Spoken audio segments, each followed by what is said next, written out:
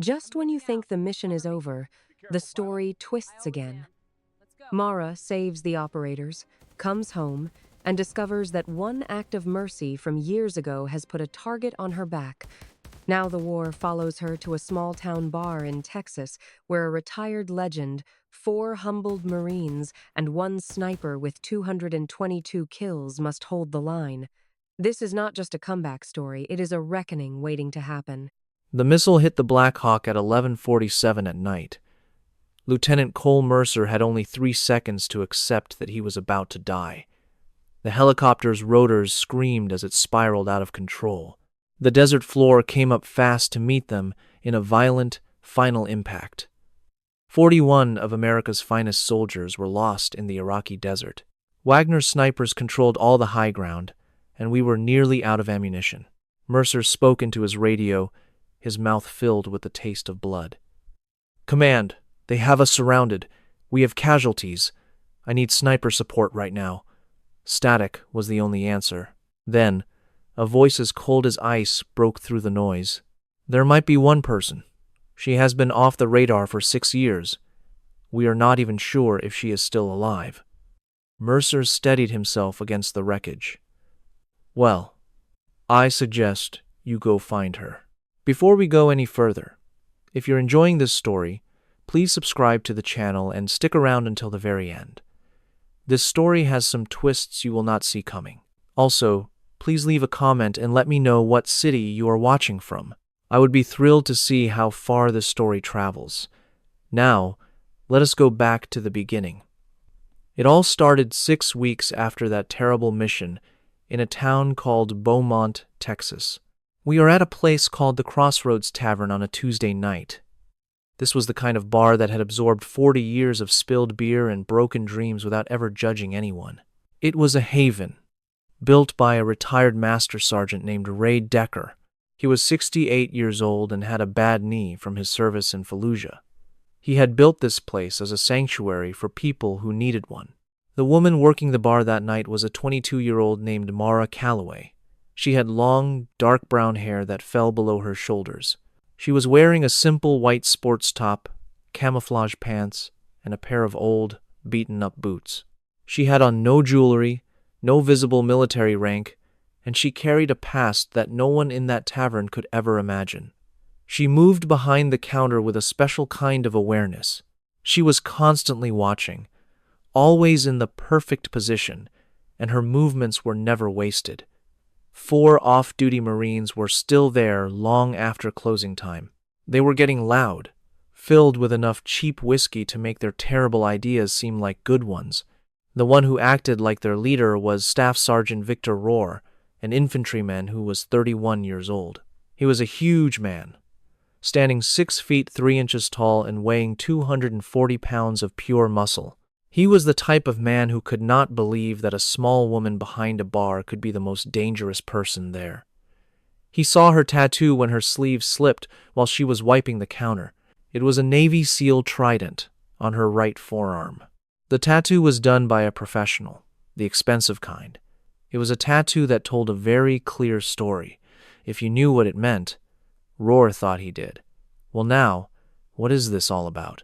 His speech was slurred from the alcohol, well past the point of making sense. Our little bartender here pretends she is some kind of elite warrior. Mara did not even look at him. Her cleaning cloth kept making slow, deliberate circles on the smooth wood. Her hands moved with an easy grace, a motion she had repeated so many times it was second nature. Rohr's corporal, a 26-year-old named Dean Fitch, was sharp and observant. He got off his stool and walked to the bar. He placed his Sig Sauer pistol on the counter, making a loud click. The overhead light glinted off the black metal. "Prove it," Fitch said. "Tell me what kind of gun this is." Mara's eyes only glanced at the weapon for a second. It was all the time she needed to know everything about it. "A 9x19mm Parabellum," she stated, her voice a bit rough. She sounded like a person who did not like to talk much and was comfortable with quiet. "It uses a 17-round magazine, and there is carbon residue on the barrel. You have not cleaned this weapon in at least 3 weeks. The extractor spring is also weak. That gun will most likely jam after you fire a few shots. A thick silence fell over the bar. It was the type of quiet that makes the air feel suddenly cold. Fitch's mouth was slightly open. He looked like he wanted to say something, but he could not find the words. "That was a lucky guess," he finally managed to say. "Anybody can find gun information online." But his confidence was clearly gone, and Roar noticed. The big sergeant got up from his stool. He leaned in so close that Mara could smell the cheap whiskey on him. It was the kind of drink that burns your throat and fuels your worst decisions. He reached across the bar and grabbed her wrist. He squeezed just enough to be threatening without causing any real harm. "Let me see that tattoo a little better," he snarled. The second he touched her, the feeling in the room shifted. It was not a loud or sudden change, but the air suddenly felt heavy. It was like that strange quiet just before a powerful storm hits. Mara's other hand came up right away. It was not a fast or angry move, but a simple, defensive one. It was how you might react if something came flying at your face. Her weight changed. Her left foot moved forward as her right foot went back. She was now in a perfectly balanced fighting stance. Her shoulders became straight. Her breathing stayed perfectly calm. The whole thing happened in less than a single second. Then, she relaxed just as quickly. She let Roar keep his grip, letting him think he was the one in charge. But Fitch had seen it all, and his sharp mind was putting the pieces together very quickly. Ray Decker walked out of his back office. He was holding a wooden baseball bat in his right hand and had a look of quiet command that he had earned over many years. "The bar is now closed, Marines. This is your opportunity to make a much smarter decision than the one you are making." Roar did not even turn to look at him. "You stay out of this, old man. This is about her and her fake honor." Decker put the bat on the counter. He just stood there, a 68-year-old man with a painful knee, and a voice that held more power than these young men could ever know. When he spoke again, his voice was frighteningly low. "Son, you have absolutely no idea what kind of situation you are in. This is your final warning to leave this place with your pride intact." Lance Corporal Ty Bolan, who stood by the door, just laughed. The old guy still has some spirit in him. It is too bad being brave does not help you when you are outnumbered. Mara had continued cleaning the whole time. Her cloth never stopped its slow, constant circles. But if you were paying attention, and Fitch was now paying very close attention, you would have noticed. She never allowed any of them to stand behind her. She never had both of her hands occupied at the same time. She always kept at least 2 different escape paths open. These were not the actions of a bartender. These were the reflexes of someone who had survived in places where paying attention to your surroundings was the only thing that kept you from dying. Roar finally ran out of patience. He jerked her wrist, pulling her forward and making her trip into the bar. His other hand grabbed her sleeve and pulled it down with force. The old fabric tore with a loud ripping noise that made the entire bar go silent. The full sleeve of tattoos on Mara's right arm was now visible in the dim light of the bar. This was not just a random collection of pictures. This was a complete history of her military service. The Navy SEAL trident was the centerpiece on her upper forearm. It was drawn with so much amazing detail that you could tell the artist knew what it stood for. But it was the words written around the trident that seemed to suck all the air out of the room. Shadow 6, Devgru Gold, K2, 203, Wounded in Action 6.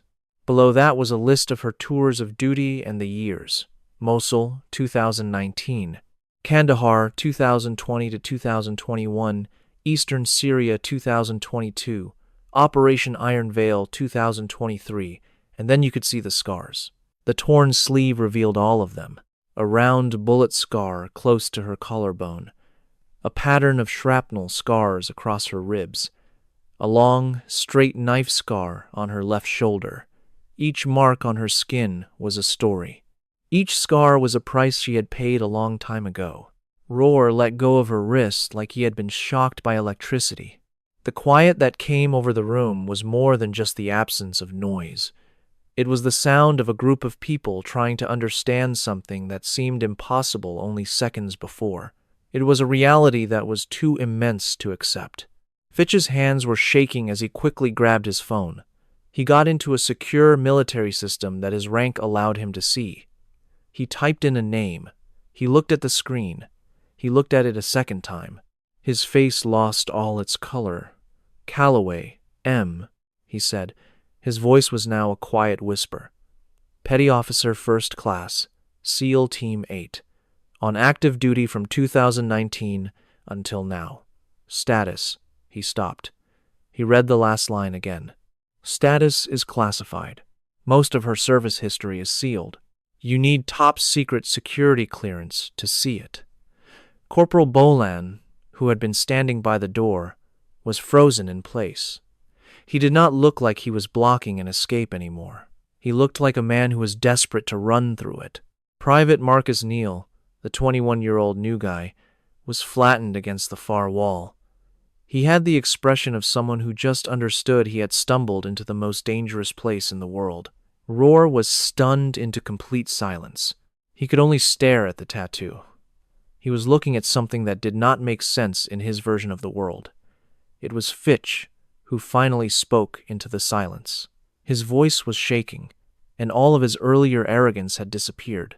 203 confirmed, he said quietly, his eyes locked on the book. The longest shot in all of history, 2,619 meters. He finally lifted his gaze. That is more than a mile and a half, through a sandstorm, with a damaged scope. The entire tavern fell silent.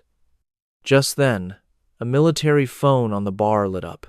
A message appeared for Mara, showing a black trident on a gray shield. This was a secure line, not something for sale. It would never appear on a normal device without special permissions that no one here possessed. She read the message, erased it, and placed the phone face down. But Decker had already noticed the symbol. He had lived a life of reading people and situations that were meant to deceive him. He did not need every piece to understand the full picture. The puzzle fit together perfectly in his mind. It was the calm certainty of a 68-year-old man who had learned his lessons the hard way. Roar finally managed to speak, but his voice was completely different. It sounded much weaker. "The tattoo," he started. "We just thought you were... We never imagined you were actually..." "No," Mara interrupted him. Her voice was flat, with no anger at all. She sounded like someone who had been wrongly judged so often it no longer bothered her. "You did not."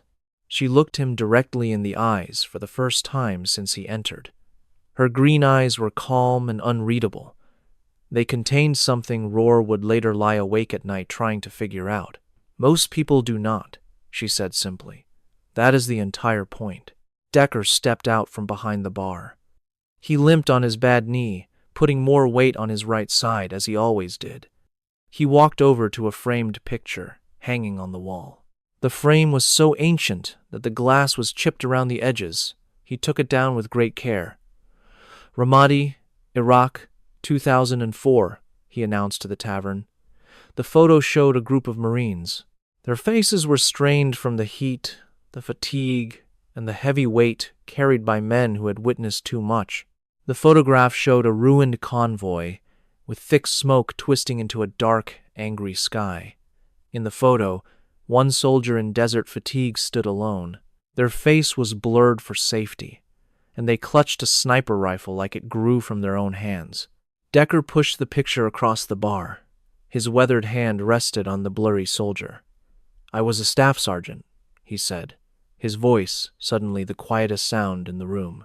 "My team was trapped. We were clearing houses when 11 insurgents opened fire from the roofs. We had no cover, no air support, and absolutely no way out." He tapped his finger on the image. "One sniper watched over us from a hidden spot for 9 straight hours. 91 confirmed. That person saved my entire team." He turned to Mara, and his eyes shared a story he had saved for 18 years. Her call sign was Shadow 1. Her name was Senior Chief Petty Officer Dana Calloway. He let the words hang in the air. She was your mother. The room went completely silent. Mara's hand instinctively went to her arm. Her fingers traced the numbers tattooed on her skin. 203. She saw 203 faces in her head at 3 in the morning, when the night was too quiet. She did not make it home, Mara said. Her voice was strong, forged by 6 years of practice. Killed in action. Ramadi, 2004. That was 3 months before I was even born. She looked down at the bar, studying the patterns in the wood as if it were the only thing in the world that would not judge her. I never heard her voice. I never met her. I just inherited her call sign, her service record, and the burden of trying to live up to her name. Decker placed a reassuring hand on her shoulder. He did not say a word, just offered his support. And at that moment, in the quiet of the Crossroads Tavern, a small bar in Beaumont, Texas, on a Tuesday evening, 4 Marines stood perfectly still. They had walked in with a simple view of the world, only to find out it was far more complicated than they could have known. Rohr looked from the photo to Mara, and then back to her tattoo. His sergeant stripes suddenly felt like cheap decorations.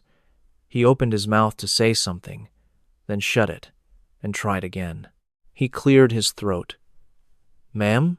he said very quietly. That one word was filled with the weight of his new understanding, but it could not erase what he had done. "I am not sure what to say." Mara grabbed a cloth. Her hands began to wipe down the bar in smooth, practiced motions. It was an old reflex, taking over while her thoughts were still. "I know," she answered. "That is where learning begins." The silence did not hold for very long. The front door of the Crossroads Tavern was thrown open with a loud bang. Nearly everyone in the bar instinctively reached for a weapon, but Mara did not. She simply adjusted her stance to face the new arrival. Her body moved with the reflexes of a person who had never truly left a war zone. 2 people came inside.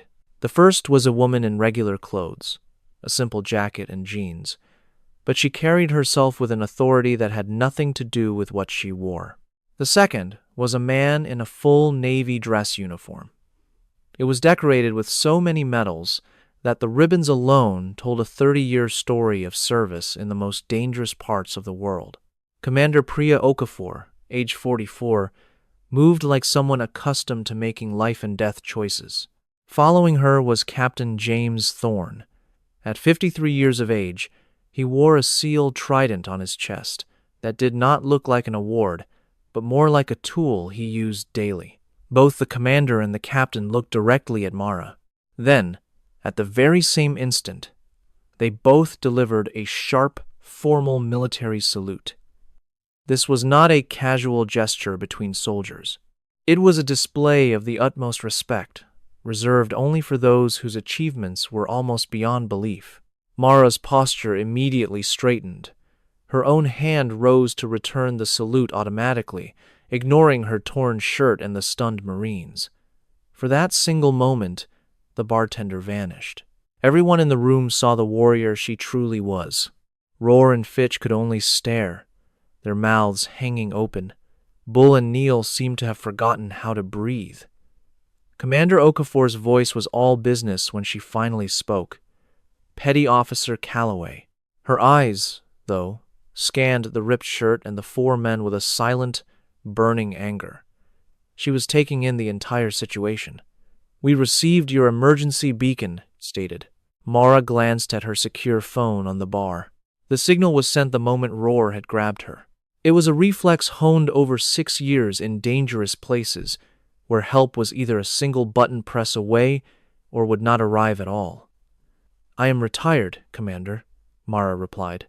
"People like you never truly retire," Thorne corrected her. His voice carried the weight of a man who knew that truth from his own life. They simply take extended leaves. The 4 Marines were now standing perfectly straight at attention. Their training had taken complete control, pushing through their shock and the alcohol, which was the entire purpose of that training. You do not relax when senior officers like this walk into a room. You do not offer excuses. You simply stand there and wait for what comes next. Okafor's eyes moved over them like a targeting system, evaluating each one. Would one of you care to tell me why 4 United States Marines are threatening a decorated SEAL veteran in a public establishment? Roar's voice was tight. Ma'am, we did not know. The tattoo, it seemed like we just assumed she was... You assumed a woman who weighs 130 pounds could not be a Special Forces operator. Okafor finished his sentence for him, cutting him short. You saw what you wanted to see, not what was right before your eyes. You let your own bias and the liquor make decisions that your training should have prevented. She pulled out a tablet and swiped the screen with a practiced hand. The device showed classified service files. Most of the information was hidden by black bars, but enough was clear to tell a story no one there was prepared for. Calloway, Mara Elena. Petty Officer, First Class, SEAL Team 8. Basic Underwater Demolition SEAL Class 311, graduated in 2019. The first woman to complete the training in the Classified Integration Program, Navy Cross. Details are classified. Silver Star. Details are classified. Okafor's voice was calm and deliberate. 203 confirmed kills across 5 deployments. The longest confirmed shot in military history, at 2,619 meters. That is 1.6 miles, during a sandstorm, with a broken scope while injured. The tavern was now completely soundless. It was the type of quiet that happens when people understand that the distance between what they believed and what is real is not just a gap, but a massive, empty canyon. Thorne stepped forward. Operation Iron Veil, Eastern Syria, last year. 39 operators were extracted alive. We had 0 losses on that operation. She held the high ground alone for 19 hours after her spotter was killed. Mara's jaw tightened. She never thought that mission would be spoken of in a bar in Beaumont, Texas. The flicker of emotion in her eyes was gone in less than 2 seconds as she regained her composure. Color drained from Fitch's face. Bolan just stared at the floor. Neil examined his own hands as if he had never seen them before, while Roar's fingers crept toward the sergeant's stripes on his arm. Ma'am, I will turn myself in to my commanding officer tomorrow. For putting my hands on a veteran, for conduct unbecoming of a Marine. I am ready for whatever punishment I receive. Hold on. Mara's voice was quiet. It was not loud, but it carried the authority of a commander whose words decided life and death. Roar's hand stopped. You made a mistake. Your ego and the alcohol were in control. Those are errors in judgment, not defects of character. This is a chance for you to learn. She stepped out from behind the bar with a purpose that Fitch had seen all evening. There was a clear reason behind every move she made. She stood right in front of Roar, looking up at the man who towered over her. Only 2 hours ago, he thought his size was his greatest strength. From her pocket, she took out a challenge coin, its face smoothed by years of being held. One side displayed a Navy SEAL trident. The other side held a message for people who carry the heaviest burdens. It was signed by Admiral William H. McRaven. He gave me this after a secret mission in a country I was never in, for actions that will never appear in any official record. She offered the coin to him. He taught me that the most vital lesson for a warrior is not mastering the attack. It is understanding what is truly worth protecting. Roar looked at the coin like it was an explosive device. Ma'am, I am not worthy to hold that. Not at this moment, Mara said, but maybe you will be someday. There will be a time when you have to choose between your pride and someone else's well-being. You will need to decide between what you wish was true and what really is true. On that day, I want you to remember what took place here tonight. She pressed the coin firmly into his hand.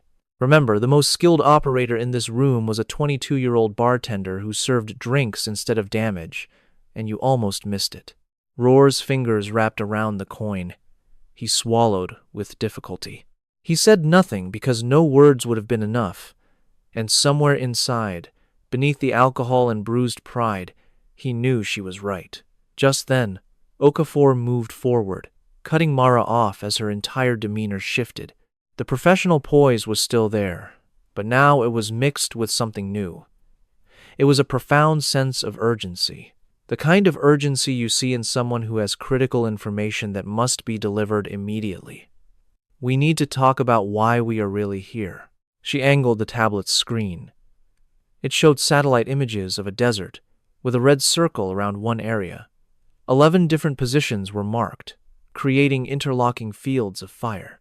This was taken 68 hours ago.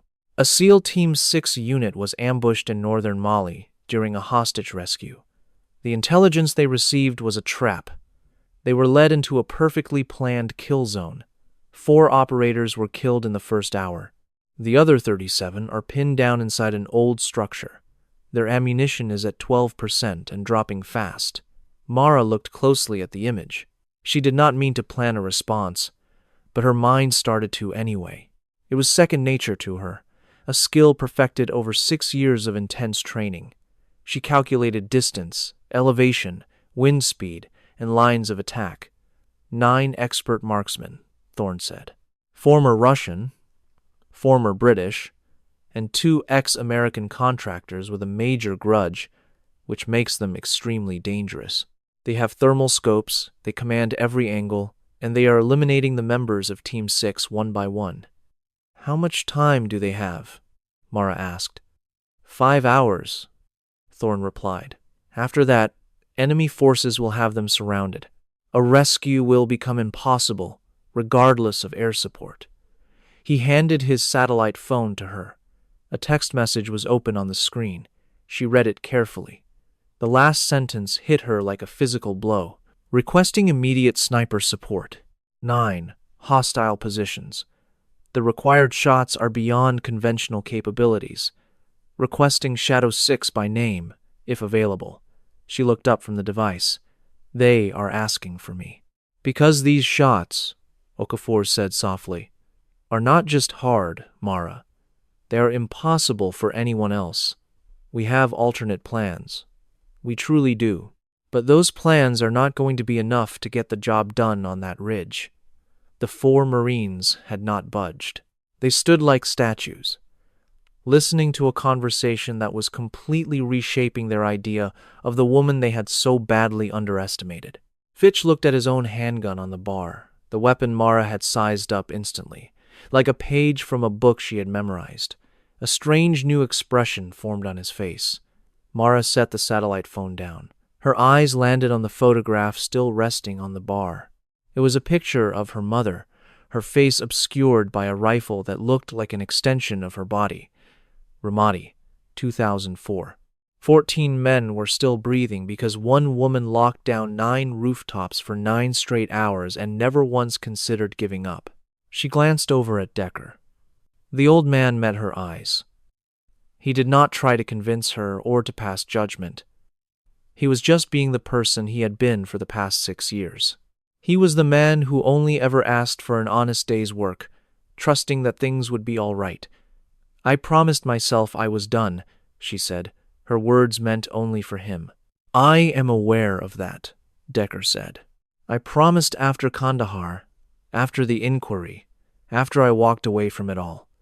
I told myself that Mara Calloway was me, and Shadow 6 was just a character I used to play. I know that too, Decker said.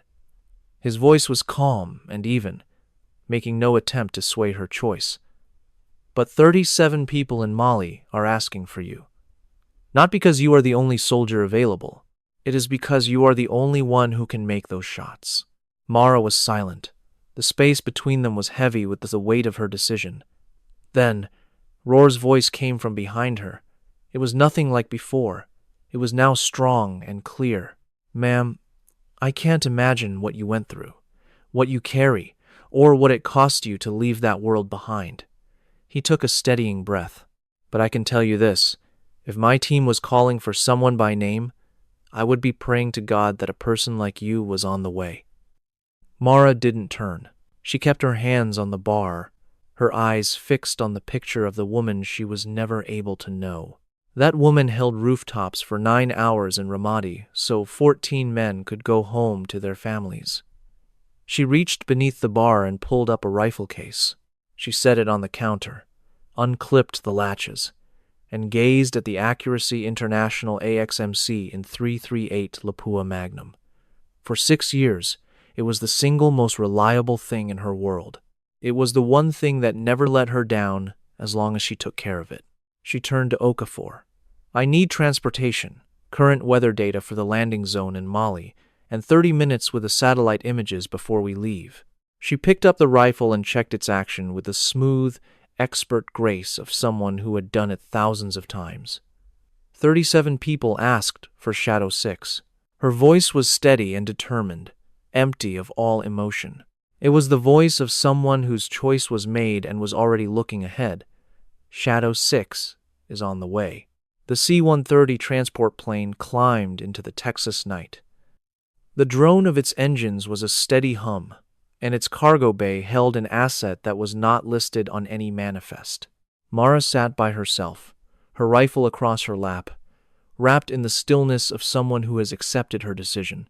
6 years. For 6 years, she had wiped down a bar with slow, methodical strokes. For 6 years, she had told herself that Mara Calloway was her real identity, and Shadow 6 was a past life. That story felt true enough until tonight. But now, the rifle was back in her hands. Its familiar weight did not feel like a burden, but like a piece of herself had finally returned. Commander Okafor sat across from her with a tablet, showing the professional calm of someone accustomed to sending people into harm's way. Captain Thorne stood by the cargo ramp with a satellite phone, coordinating the support Mara would never see but would depend on to make it through the next 18 hours. Mara inspected her rifle using only her sense of touch. She had performed this check so many times that her fingers knew the process like a musician knows a song. It was pure muscle memory, burned into her by countless hours of practice. Okafor looked up from her screen. I need you to walk me through what happened on the Iron Veil mission. Mara's hands paused on the rifle's bolt. That mission is classified. I was the one who filed the after-action report, Okafor countered. I have read the official version. What I do not know is what you brought home from it, or what you are taking with you on this flight. The cargo hold felt cold, and Mara looked at the woman who was once her commanding officer. She understood this was more than just a simple question. Okafor conducted her standard pre-mission inspection. She needed absolute confidence in her operative for a task where there was no room for error. Mara's gaze was fixed on something far away. The city was Kandahar, the year 2022. She had learned a long time ago that pushing a memory away only gives it more power. My spotter was Chief Petty Officer Chaewon Lim. He was the most skilled wind reader I had ever worked with. He could judge a target's distance by sight alone, accurate within 3 meters at 1,000 yards. His profound calm was a shield that could make you feel secure, even as your world was breaking apart. Okafor allowed the silence to stretch, a tactic she had perfected through many years. Mara went on. 2 hours after we started, he caught a 7.62 bullet in his left lung. With every breath he fought for, I could hear the air escaping the wound, and that presented me with a choice. Her hands moved with practiced efficiency, checking over her weapon. I could cease fire and attempt to save his life. But our unit was pinned down in the valley below. If I stopped providing cover, they would all be eliminated in just a few minutes.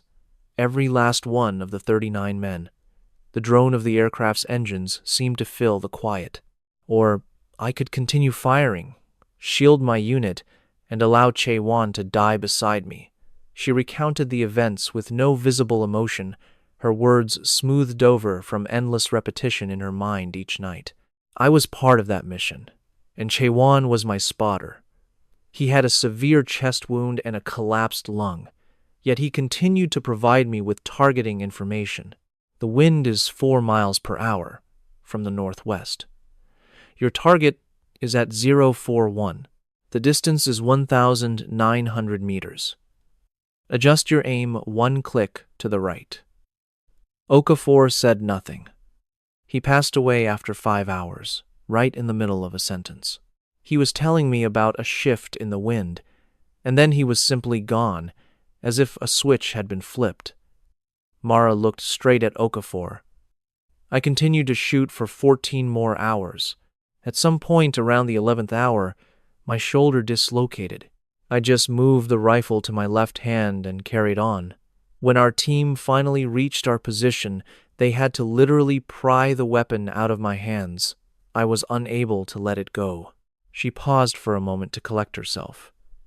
I believed if I just held on with enough force, I could reverse what had taken place. Okafor finally spoke, and after everything you did, they gave you another order to engage the enemy. Mara's face became a mask of stone. We made it back to our base. Command offered their congratulations, then informed me that a Taliban group was moving not far from us. There were 60 of them, completely exposed. I was ordered to attack. She set a part of her rifle down on the table. I moved into position. I had a perfect, unobstructed view of all of them, but my finger refused to squeeze the trigger. They were in retreat. The battle had ended. They were not a danger to anyone, and the only thing I could hear was Chewan's voice, his final, incomplete sentence. The wind is changing, too.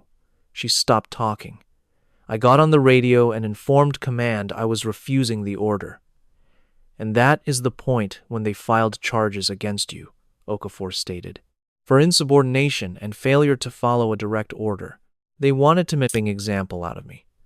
The charges were eventually dismissed after 39 operators from SEAL Team 8 all spoke in my defense.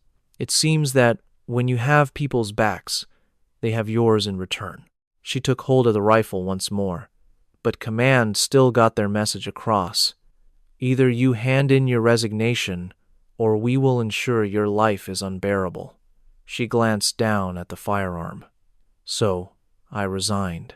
I became Mara Calloway, just a bartender, and convinced myself that was the only thing I ever really wanted.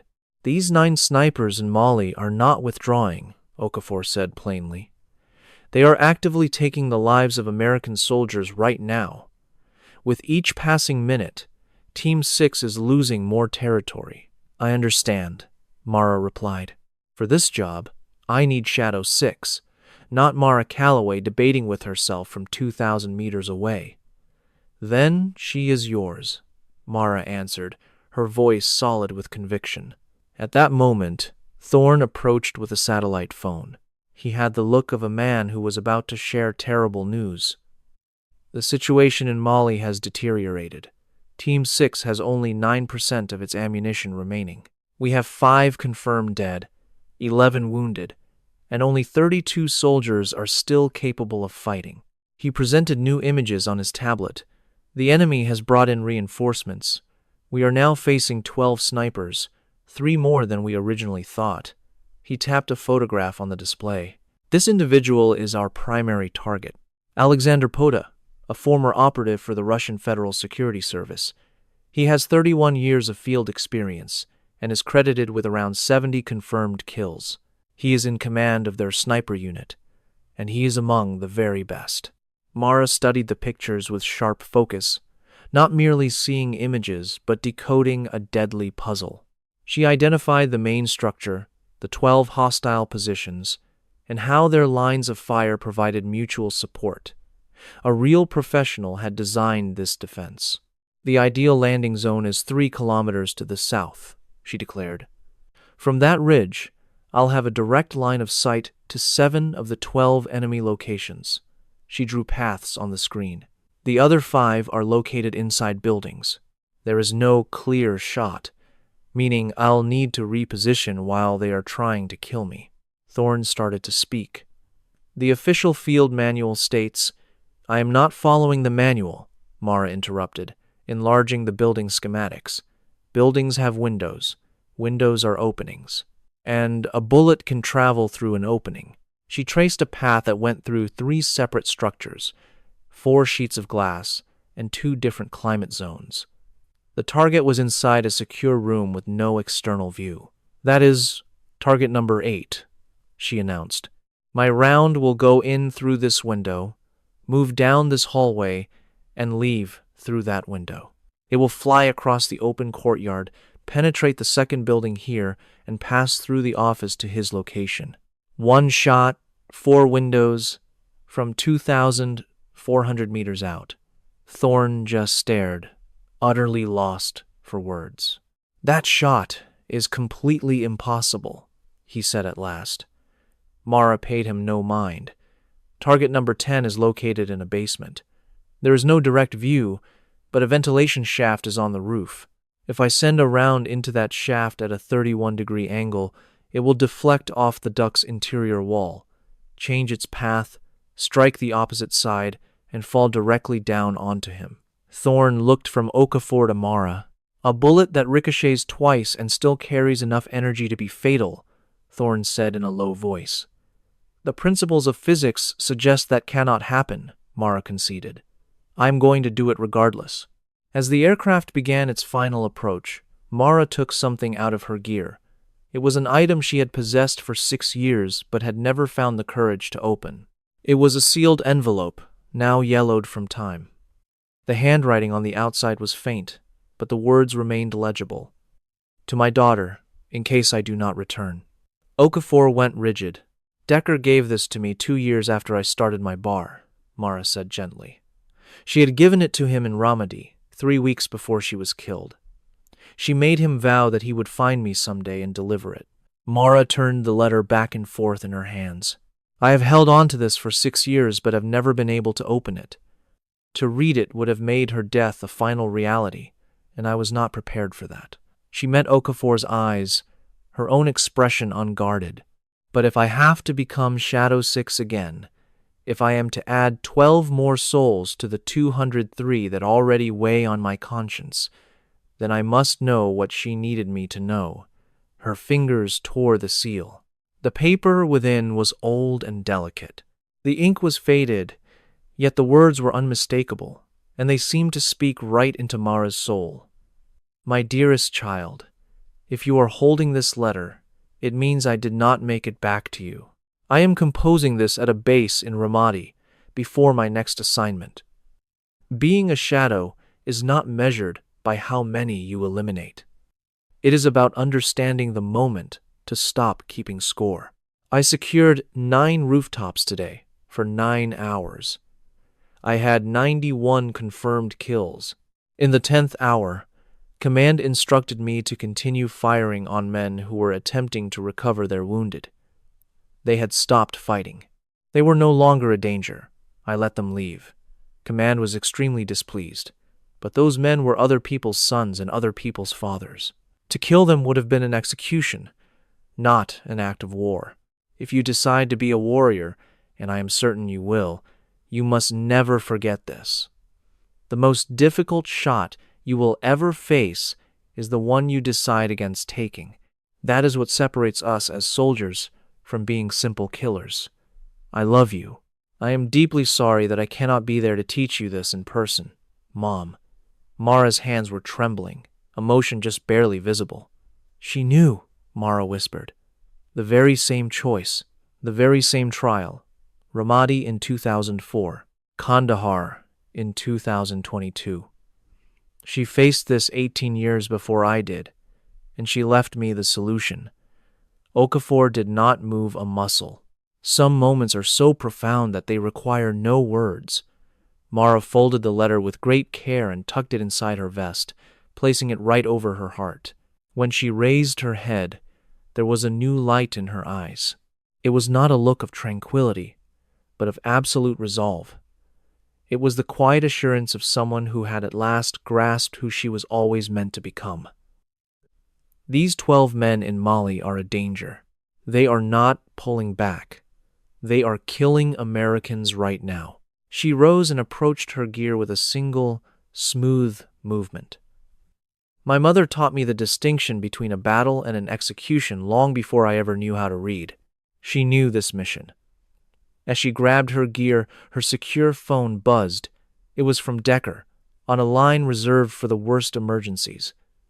His voice was laced with panic when he said her name, Kate. He only ever used that name when the sky was falling, so she froze. Garrison, hold on. I am leaving in 20 minutes. I know. That is why I am calling, he replied. His voice carried a weakness she had never heard in all their years. It was the sound of a man setting down a burden he had carried alone for too long. He then explained, Your mother left something else for me to give you in Ramadi. It was more than just the letter. Mara stood perfectly still, just listening. 2 days before she passed, Dana left a message for you with me. She said, If my little girl grows up to be a warrior, you must teach her that saying no is the most courageous thing she can do. He took a breath, his voice softening. Mara, she knew she was not making it back. She wanted you to have a choice that she was never given. That is the choice I am giving you now. You can walk away from this mission. No one will judge you for it. But Mara just shook her head. If I step back, someone else has to go, and they cannot make those shots. Then 32 of our people will die in Mali because I wanted to be left alone. Or maybe someone else goes, and they succeed, and everybody comes home. Then you could go back to being Mara Calloway, without 12 new ghosts haunting you at 3 a.m. She glanced at the planes, the weapons, and the gear. It was all part of a past life she had worked so hard to leave behind, but it was still a part of her. I have to go, she said firmly. This is my choice, not my duty. There is a huge difference. Garrison was quiet on the other end of the line for a long time. I will be right here when you return, he finally said. I will be your safety net. But what if something happens? Nothing is going to happen, he stated with total confidence. You are Dana Calloway's daughter. Shadows do not give up without a fight. Mara almost broke a smile. Just watch the bar for me. You just watch yourself first. She put the phone back in her pocket. For 3 solid seconds, she stood still with her eyes shut. Beneath her flight suit, she pressed her parents' dog tags into her chest. Then her eyes opened. She took her rifle and walked toward the loading ramp. The jump from 30,000 feet was just cold silence and incredible velocity. Far below, the desert was a dark sea dotted with starlight. And somewhere in that darkness, 32 soldiers prayed someone was coming to get them. She touched down in a dry riverbed 3 kilometers to the south and started moving within a minute. The silent trek to the ridge took a full 90 minutes. With a small shovel, she dug her position and arranged her ammunition. The whole process was as instinctual to her as breathing. Her mother's dog tags rested next to her rifle. Dana Calloway, Senior Chief Petty Officer, Shadow 1. As the sun started to rise over Mali, her scope showed a perfectly clear view. Her first target, a sniper in an old grain silo, was 1,842 meters away. All she could make out was the faint reflection from his scope. This one is for you, Mom, she whispered to herself. Then she squeezed the trigger. The man dropped, and she was already chambering the next round. Her second target was sprinting at 2,190 meters. He was scrambling for new cover after hearing the first shot. She led him perfectly, accounting for the bullet's travel time. She fired again, this time for the 32 teammates who were counting on her. The third target was looking for her muzzle flash. From 2,441 meters, she put a round through a 6-inch opening in his cover. He never saw what hit him. Enemy rounds started kicking up dirt 2 meters to her left. They were zeroing in on her. She shifted just 6 inches to her right and went back to work. On the 7th shot, the enemy commander fell. She knew he was finished because the enemy radio exploded into chaos. Without a leader, they were just scattered individuals, not an effective force. She could handle scattered men, but right then, her shoulder failed. It was an old injury she got in Kandahar. The recoil from 7 powerful shots was too much for the damaged joint. A burst of white-hot agony shot through her, and her right arm went completely limp. She took a single, sharp breath and pushed the pain aside. A mortar round hit just 14 meters away from her. She could hear Chaiwan's voice in her head from that terrible day in Kandahar. It was the same injury.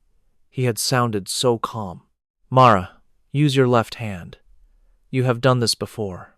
You can do this again." She used her good arm to reach over and grip her right wrist. With all her strength, she slammed her shoulder against a large rock. The joint snapped back into place with a sickening crack she felt in her jaw. The pain was indescribable. She switched the rifle to her left shoulder and began again. Target number 8 was 2,412 meters away. It took 6 long minutes of left-handed calculations as mortars landed closer and closer. She fired. For 3 seconds, the bullet flew through 4 windows, 3 rooms, and a tiny gap in a wall that looked impossible to hit. The target went down. That was 8. Targets 9 and 10 were next. She kept shooting left-handed while her shoulder swelled up and her fingers began to stiffen. Every shot was a complex physics problem with no simple answer. The 10th target was hiding in a cellar. She found a possible path through a ventilation shaft. After 9 minutes of careful work, she fired from 2,744 meters. The enemy radio went completely silent. That was all the confirmation she needed. 11 were down, with only 1 left. Alexander Pota himself. He was a true professional, with 31 years of fighting. He was inside a concrete bunker with only a 7-centimeter viewing slit. The distance was 2,847 meters. She readied herself for the shot with intense concentration. She factored in the wind, the air temperature, the humidity, and even the Earth's rotation. With her left hand, she adjusted the scope. Each click was a tiny correction for a shot that was nearly 3 kilometers long. She held her mother's dog tags in her left hand, feeling the familiar, cool metal. "This one is for you," she whispered. She found the silent space between her own heartbeats. Then she took the shot. 5.2 seconds later, the bullet passed directly through that 7-centimeter opening. Alexander Pota never had a chance. Her radio came to life with voices. "All snipers have been eliminated. Shadow 6, you are clear for extraction. Team 6 is on the move."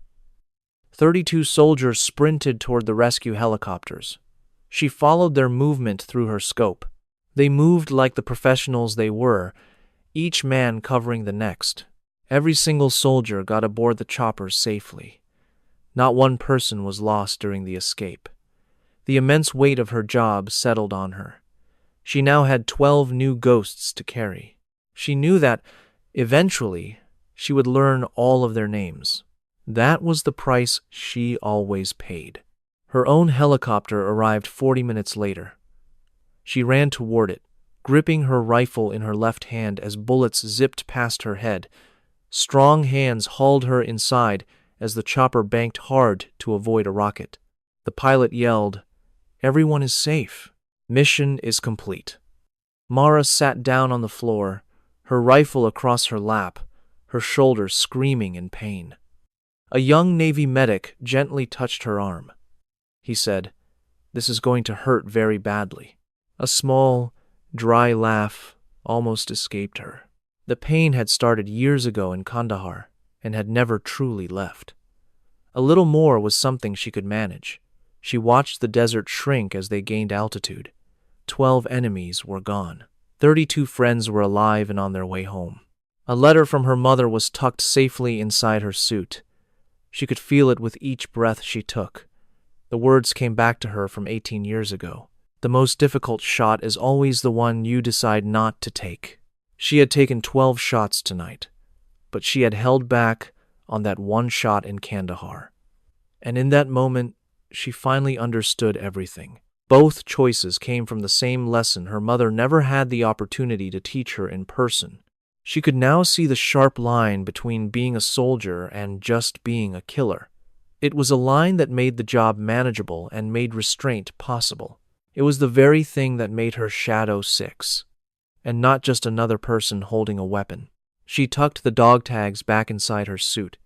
She felt the worn, smooth metal settle against the scar on her collarbone. One part of her past was touching another. The flight home took 19 hours. Mara slept deeply, the kind of sleep that only happens when you have pushed your body past every limit. It was not a peaceful sleep, but a total system shutdown. And when she dreamed, she saw Chan, not the 12 men from Mali. The true story always came later. Once the numbers turned into people with names and faces. Chiwan was one of them. His last glance in the 5th hour, as life left him, was seared into her mind. A shift in the wind brought absolute silence. It was just the desert, her rifle, and another 18 hours to survive. When she landed in Beaumont, a sense of dislocation washed over her. It was a strange way to feel for someone who had ended 12 lives 2 days ago, only to be polishing glasses in a bar now.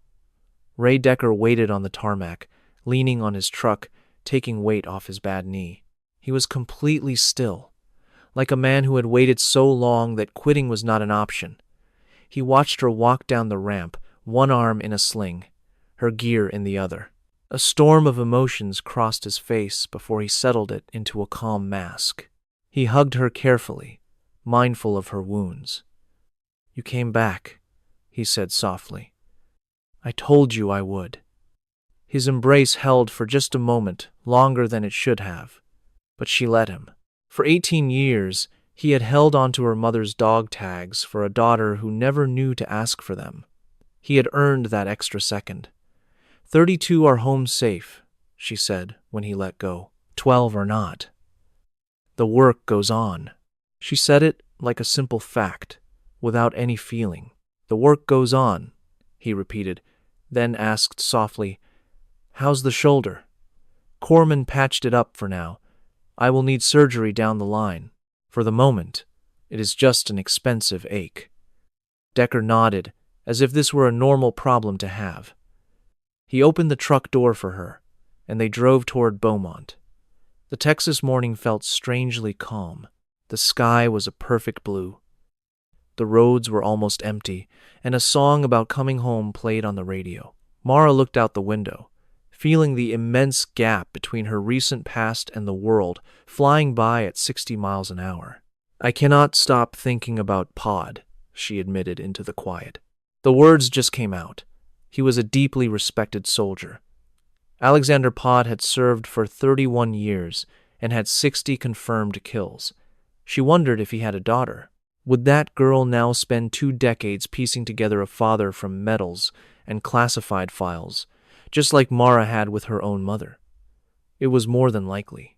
Decker's response, as usual, was brutally honest. He gave no false comfort or soft words to ease the pain. The hard truth of it simply filled the truck. Mara's breath caught in her throat before she forced it steady. "How do you live with it?" "I do not live with it," Decker said. "I live because of it. Your mother made sure 14 people got home to their families in 2004 by holding those rooftops. This week, 32 people are going home because you held that line. That is not a weight to carry. It is a purpose. There is a world of difference." As they pulled up to the Crossroads Tavern, Mara spotted them right away. 4 men in civilian clothes were waiting, but their posture was pure military. It was a way of standing so deeply learned it was now just a part of who they were. Roar, Fitch, Bolan, and Neil. She got out of the truck, her body screaming with a sharp jab of pain. The 4 men snapped to attention and gave a crisp, formal salute. The gesture was heavy with the weight of what they now knew. "We were wrong," Roar said. His voice was completely different from 2 nights ago, all the drunken pride gone. It was now steady and sincere. "Everything we thought, everything we said about you, was out of line, and we are sorry. We know an apology is not enough, but it is all we have." "I know," Mara replied. She looked each of them in the eye. "And you are here today. That matters more than you know." She walked to the door and stopped. There were things that needed to be said, burdens she was too exhausted to carry alone anymore. First lesson, she said clearly. Respect is earned by what you do, not by the image you project. You proved you get that by coming here instead of hiding on base, hoping I would just go away. This is your starting point. Her eyes landed on Fitch, who looked like he had not slept for 2 days.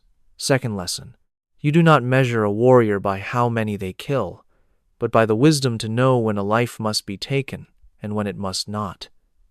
That is the only thing separating a soldier from a murderer. My mother wrote that in a letter from Romani, back in 2004. I just read it myself on a plane 2 nights ago.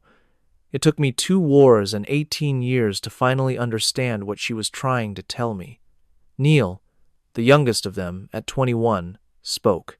He looked like a man re-examining his entire life. What is the third lesson? He asked in a low voice. 2 days ago, I took 12 lives, she said plainly. I was so far away, they never even knew I was there. I made shots people say are impossible, and by doing that, I saved 32 others. She let the reality of her words hang in the air. Tonight, I will see all 12 of them in my dreams. I will think about their families. Their faces will join the 203 that I already see at 3 in the morning. She pulled the tavern door open. That is the cost of being Shadow 6. That is the reality you are looking for. The skill is not the difficult part. The weight of it is what you carry forever. She met their eyes one last time. Do you still want to learn how to do this? The 4 Marines shared a silent look, an agreement passing between them. Roar spoke for all of them. Yes, ma'am. Good. Tomorrow, I will show you how to properly clean a rifle. If you cannot maintain your weapon, nothing else matters. She went inside. Once she was behind the bar, her hands started moving on their own. She grabbed a glass and a towel, her motions falling into the same steady rhythm she had practiced for 6 years. The simple act was the complete opposite of her other job, but it was grounding. It took precision, patience, and repetition. It was about finishing the job. The glass rattled in her hand. She set it down and stared at her own fingers. In Mali, these same hands had guided a bullet through a 7-centimeter opening from over 2,800 meters away. She did it with her left hand, with a dislocated shoulder, and while under fire. Her hands had been as steady as stone for all 12 shots. Here, in the quiet of a Texas bar, they shook. She gripped the edge of the bar until her knuckles were white. The real payment for her work always came to collect later, and it always hit hard. 215 faces. 12 new ghosts to visit her in the dark. He came to stand with her, knowing some quiet moments should be shared. He set 2 glasses on the bar, poured whiskey into them, and slid one to her. I know you do not normally touch this stuff, he said, but tonight we make an exception. She picked up the glass, staring into the amber liquid. She could see the flash from her rifle barrel and the 32 soldiers running for their lives 3 kilometers away. To the 32 who got to go home, she said quietly, and to the 12 who did not, to Chiwan, to my mother, and to all the ghosts who bought our peace, to the violence that is sometimes necessary, Decker added, and to the wisdom of knowing when it's over. They both drank. The whiskey burned her throat, but the warmth that spread through her chest felt earned.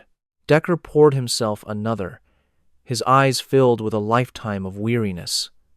You never really get out of this life, you know, he said.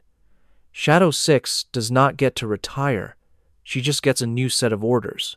Mara was about to answer when her secure phone vibrated on the bar. She read the message, then read it again because it did not seem real. A cold feeling spread through her. The message said, "We know who you are. We know what you did. The fallen demand payment. You have 72 hours. She handed the phone to Decker without a word. His face turned to stone. The Wagner Group, he said. Payback for Mali. No.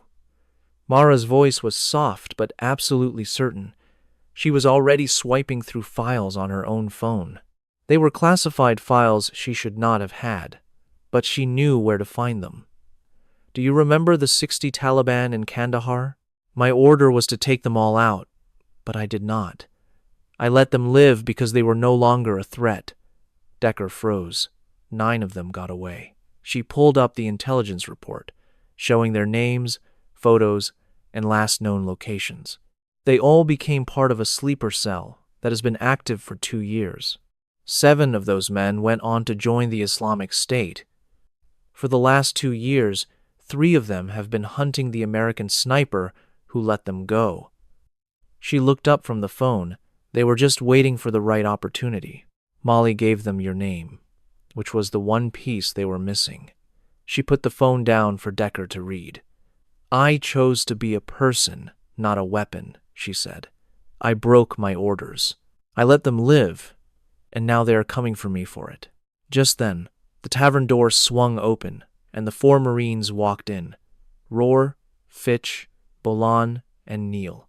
They had gotten tired of waiting around outside. We know, Rohr said, his voice solid and confident now. Nothing like it was 2 nights ago. An Islamic State cell is operating in South Texas. They are going after former special operators, specifically women with over 100 confirmed kills. He looked straight at her. They got your name from Molly. They are headed to Beaumont as we speak. Mara could only stare at him. Where did you get this information? She asked. It came over the wire at Camp Pendleton. Fitch has been listening to it since we left here. Fitch stood there like a man who had made a promise and was going to see it through. 7 men, 2 vehicles. They were last seen 8 hours from here, and they're coming this way, he explained, catching his breath. Ma'am, we are not dealing with amateurs. These are skilled fighters who know this tavern. They know Decker, and they know your routine. Mara reached under the counter and retrieved her rifle case, which had been cleaned and returned to her. She opened it, took out the rifle, and checked the weapon with just her left hand. Her right arm was still in a sling, and her shoulder felt like a dull pain she would have to push aside. She looked at the small group that had gathered around her in only 48 hours. First, there was Decker, 68 years old, with a weak knee but very steady hands. He had fought in Ramadi back in 2004 and was ready to fight again here in Beaumont. Next were Rohr, Fitch, Bolan, and Neil, 4 Marines who came in looking for a fight but ended up becoming her allies. 72 hours, she said to them. We will need all of it. We are going to turn this bar into a fortress. We will make them regret ever bringing this war to us. Decker moved from his position behind the bar, walking like a man who had already made his choice. He unlocked a cabinet and pulled out an M4 rifle he had kept in perfect condition for 30 years, as if he always knew a day like this would arrive. This is my bar, he said simply. My town, my people. He pulled the slide back with a loud, sharp click. If they are looking for a fight, we will give them one they will talk about for a long time. Rohr looked over at the other Marines, and they all shared a look of silent understanding. He turned back to Mara, his face set with determination. You showed us something important 2 nights ago, he told her. You said that respect has to be earned by what you do. He straightened his posture. This is our opportunity to earn it. Mara's eyes moved to the wall of pictures behind the bar. It was filled with photos of service members who had stopped by, each one leaving behind a small part of their story. Her gaze landed on a picture from Ramadi. Her mother's face was blurry, but she held a rifle like it was a natural part of her. Mara thought of the letter she kept in her vest, positioned right over her heart. It was a note from a mother she had never known, sent 18 years later, from a person who seemed to understand her completely. The most difficult shot is the one you choose not to take. She finally understood both meanings of that advice, knowing when to wait and knowing when it is time to fight. Her mother had to do both in Ramadi in the year 2004. She paid a terrible price, but she was able to pass that wisdom along. Mara lifted her rifle. Her left hand was completely steady, the sling holding the weapon so firmly it felt like an extension of her own arm. 7 men are coming here to kill me because I showed them kindness in Kandahar, she announced. Her voice was steady and level, with no trace of fear. They saw my mercy and thought it was a weakness. They think the woman who spared their lives is an easy person they can now track down and destroy. She slid around into the chamber. They are going to find out the real difference between being kind and being weak. Outside, the town of Beaumont continued with its day. It was just another Wednesday morning, totally unaware of the battle that was about to unfold inside a small bar. Cars passed by. People went to their jobs. The world moved on. But inside the Crossroads Tavern, a small team of warriors was preparing for a battle that 7 men would wish they had never started. The following 72 hours passed in a blur. It was that odd sensation when time seems to accelerate because every single second is used by professionals. They knew that being prepared was the one thing they had absolute control over, and they intended to plan for every single possibility. Mara only got 4 hours of sleep the first night, and it was not by choice. Decker had stood at the entrance of the back room and told her that a sniper who is tired is just an expensive liability. He spoke like a man who had learned that lesson the hard way, in some war long ago. Her admiration for him was too great for her to disagree. She spent the rest of her time with intense concentration and efficient movements. She and Fitch reviewed every possible way to approach the Crossroads Tavern. He could see a battlefield in an ordinary street, the same way she could. They identified every possible shooting position from all directions. They figured out which locations provided actual protection and which ones only looked safe. They established fallback positions and communication methods, creating the unique, unspoken connection that develops between people getting ready for a fight. They learned to trust each other's decisions without needing to speak. Once the alcohol and ego were gone, Rohr became the leader his rank suggested he was. He was calm and reliable. You only needed to tell him something one time, and he never asked questions that were not important. He positioned Bolan and Neil to watch the back, and he rehearsed the communication strategy with them until it became second nature. Each morning, Decker would clean his M4 rifle at the bar with the same deliberate routine that other men use for their morning coffee. He worked in silence, with meticulous care, like someone who had been waiting 30 years for a valid reason to use that gun and had finally gotten one. On the second night, a call came from Okafor. Mara answered it in the back room and closed the door. "I have some new intelligence," Okafor stated, her voice crisp and professional. "We have identified all 7 of them. They were with the Taliban, but now they are with the Islamic State. They have been planning this attack on you for 2 years. They have your picture, your previous addresses, Decker's complete profile, and they know you are in Beaumont." "I know," Mara said back. "Fitch figured out most of that information 12 hours ago." A short pause came from the other end of the line. "Of course he did." There was another brief moment of silence. "Mara, the command can pull you out of there. We can move you to a safe location, give you a different name, a complete fresh start. You do not have to remain in Beaumont and fight them." Mara glanced at the closed door. She could hear Decker moving around on the other side, working behind the bar. He was the one who had offered her a place where she felt secure, without ever asking for anything. She could hear Rohr's calm voice, reviewing the communication plan with Neil one more time. He sounded completely different from the arrogant man who had filled the bar with whiskey and pride just 3 nights earlier. "This is my home now," she stated. "These are my friends. I am not leaving. These 7 men are professional killers, Mara. This will not be a sniper shot from 2,000 meters away. This is going to be a close-quarters battle on your own territory against men who are there only for you."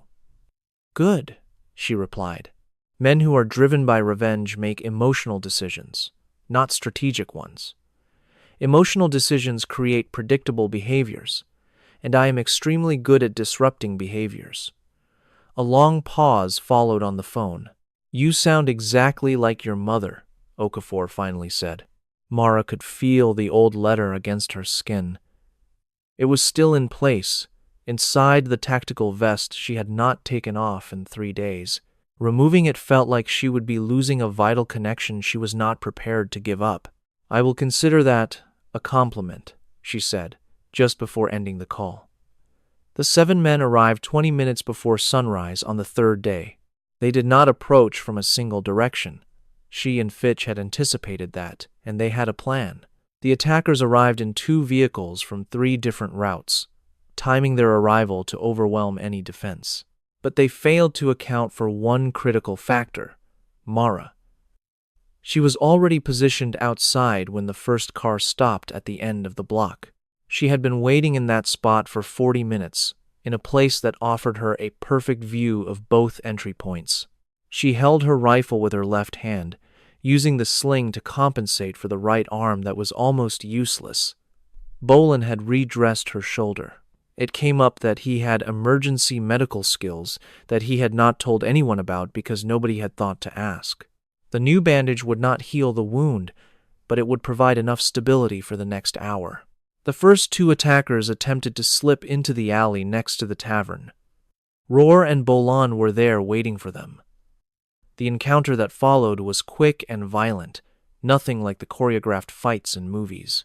In the real world, the entire event was incredibly loud for about 40 seconds, and then it was completely quiet. 2 men who had dedicated 2 years to planning their revenge learned in their last moments that they had chosen the wrong target, a place defended by people who knew it much better than they ever could. Mara listened to it all on her earpiece. Roar's voice came through, calm and clear. 2 targets are down. The east side is secure. She was already shifting her focus to the second vehicle. 3 of the 5 remaining men tried to storm the front entrance. She eliminated the first one from 60 meters away before he could even get to the building. The second man fell at 40 meters. The third managed to reach the door, only to be greeted by Decker. Decker was 68 years old, had a bad knee, and was armed with an M4 rifle that he had kept in perfect condition for 30 years.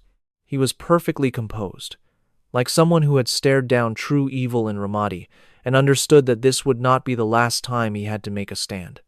2 precise shots, swift and decisive. "My bar," Decker said quietly to himself. "My town." The final 2 attackers had separated and were moving north. It was the most intelligent tactical decision they could have made, which was exactly why Mara was already there, expecting them. One of them froze in place when he saw her. He was young, his face a picture of disbelief. His 2-year hunt for her had just evaporated. She saw the moment he knew it was hopeless. "This is done," she said, her voice absolute. He made a final, foolish move. A shot from her left hand stopped him cold. The 7th man behind him froze completely. He let his weapon clatter to the ground, showed his hands, and knelt on the asphalt in the Texas morning. He had the dazed expression of a man just told he was going to survive. Mara kept her rifle trained on him. Her left arm protested from the firearm's heaviness, and a pain she had ignored for 3 days ached in her right shoulder. "You are standing here because I spared your men in Kandahar," she told him. "You hunted me for 2 years because I saw them as human beings." He offered no reply. "That single choice cost me a court-martial and 6 years of my service. It stole things from me you could never understand." Her voice was like stone. "And I would do the exact same thing again." She dropped her rifle barrel 3 inches. It was the line between a fair fight and a simple killing. Her mother did the same in Ramadi in 2004, and she did it in Kandahar in 2022. Both times, that mercy almost broke them. "The hardest trigger to pull," she said softly, "is the one you leave alone." A voice came over her comms. "Police are 2 minutes away. The call was made a minute ago." She faced the kneeling man. "It is finished. What happens now is out of my hands." She retreated, rifle aimed, holding that 3-inch gap. This was not weakness, it was who she was. When the police came, they discovered one man waiting for cuffs and 6 others who had met a different end. Inside the Beaumont Tavern, a small number of defenders were still on their feet. 3 hours later, Okafor and Thorne arrived with a federal unit. They took control of the area with the quiet efficiency of experts. She located Mara behind the bar, polishing the counter in slow, even circles. Okafor took a seat and they sat in silence for a minute. 6 are gone, 1 is in custody, she finally stated. Decker is making his statement. The 4 Marines must give theirs as well. The lawyers are managing every single detail. She paused for a moment. Everything is going to be fine. I know, Mara said. Command wants to reinstate you. A full return to your duties. The court-martial will be completely erased from your file. Thorne has been working on this for 2 months. Mara placed her glass on the bar and looked at her own hands. The trembling was gone. It always left when a fight started. But the burden was still there. The count had risen to 222. That meant 222 new faces would appear at 3 in the morning for the rest of her life. The weight and the shaking were not the same. She had figured out how to carry one without being destroyed by the other. She raised her eyes to meet Okafor's. I need you to give me the honest truth. Have I ever given you anything less? If I go back to that life, can I still just be Mara Calloway? Can I serve a drink, talk about a sore knee, and just be here with people I love? Okafor was quiet for a very long time. Her silence was its own answer. I think Shadow 6 and Mara Calloway merged somewhere over the ocean. I think you have been that one person for much longer than you know. Roar approached the end of the bar. A new bruise marked his cheek from the earlier fight. He looked like someone who had just understood something vital about himself and was okay with it. Ma'am, he said, if my opinion matters, watching what you did tonight, out there at the very end. He searched for the right thing to say. You had the perfect shot. You made the choice not to take it.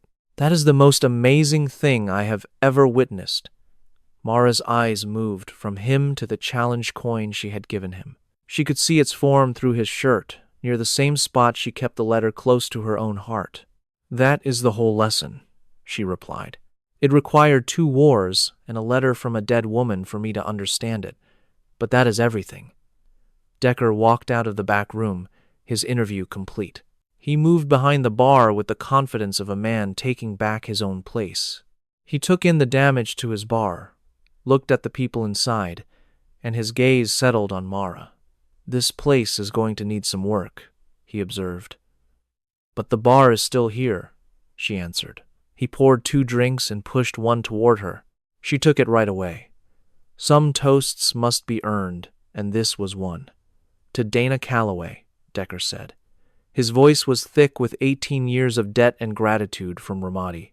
To Shadow 1, who held 9 rooftops, who wrote a letter and sent it across 2 wars to a daughter she would never know. Mara's hand was perfectly firm when she lifted the glass. To Dana Calloway, she said, who taught me that the most difficult shot is the one you hold, and that knowing the difference between a war and a murder is the only thing that counts.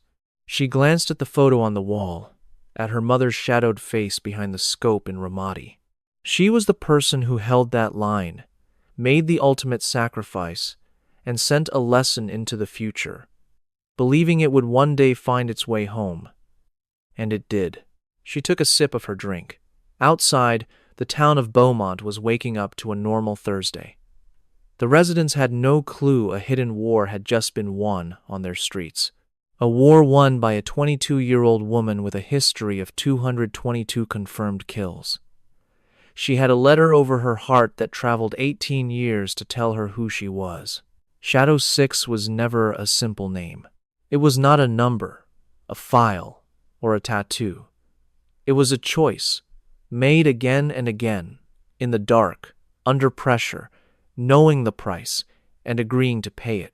Mara Calloway had tried to abandon that choice, but the choice would not abandon her. Standing in the Crossroads Tavern that morning in Texas, with a firm hand and her mother's letter on her chest, With 32 soldiers still alive and a little girl named Molly who would never meet her, she finally accepted it. This was always her life. Some people are made to carry a weight that would crush a normal person, not because they do not feel it, but because they choose to lift it, regardless of the cost. With every mission, every bullet spent, and every one they keep in the chamber, with every new face that joins the ghosts in the early morning, that was what Shadow 6 really meant. It was her true self all along. And the world, which keeps a close record of the heroes it needs, already knew her address.